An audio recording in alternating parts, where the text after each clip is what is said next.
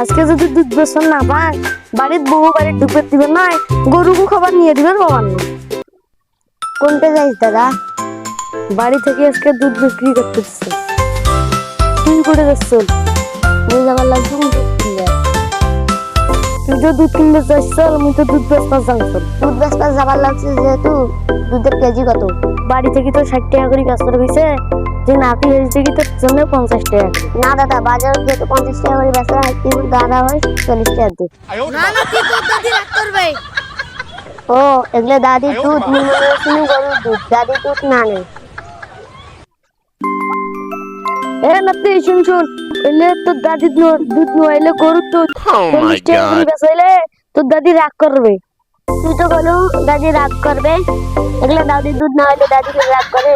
না রে নাতি, এলে তোর দাদির দুধ নোয়াইলে গরুর দুধ, তোর দাদি 40 টাকা করে বেচলে রাগ করবে। ও না না, তোর এগুলো দুধ, তুই দুধ বেচার জন্য মিথ্যে কথা হয়েছে। নাতি চাইলে কি মনে করি মুই ধরে আসলে গরুর দুধ, নাতি টাকা চলিয়ে দাদির দুধ।